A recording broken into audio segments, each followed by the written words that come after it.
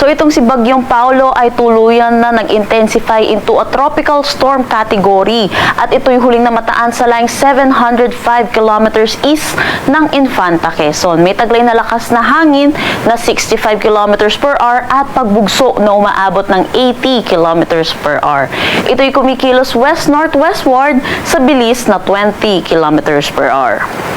Para naman sa magiging track netong ni Bagyong Paolo, yun po, tuluyan na siya nag-intensify kaninang 2 a.m. bilang isang ganap na tropical storm. At nakikita din po natin, mag-intensify ito ulit prior to landfall into a severe tropical storm category. At inaasahan po natin yung pag-landfall niya bukas ng umaga dito sa may Isabela or northern portion ng Aurora. Kung makikita natin, malaking bahagi ng ating Luzon ang nakapaloob dito sa ating cone of probability. So, doon po nakikita natin yung posibleng daanan pa rin po nitong bagyong si Paolo. Nakikita din natin paglabas ng ating Philippine Area of Responsibility, magi-intensify ito into a typhoon category habang palayo na siya ng ating bansa.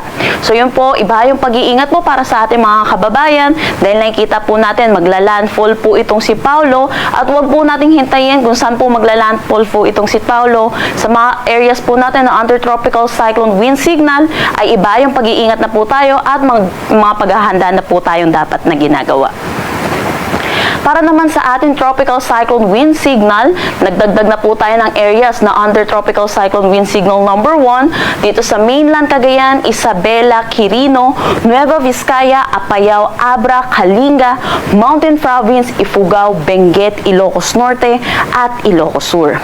Dagdag din dito ang La Union, Pangasinan, northern portion ng Zambales, Tarlac, Nueva Ecija, Aurora, northern portion ng Bulacan, northern portion ng Pampanga, northern portion ng Quezon, kasama na ang Pulilio Islands, at northern portion ng Catanduanes. Ito po mga areas ng ating under tropical cyclone wind signal number 1. Huwag po tayong magtaka kung wala pa po tayong nararanasan ng mga pag-ihip na malalakas na hangin at mga pag-ulan.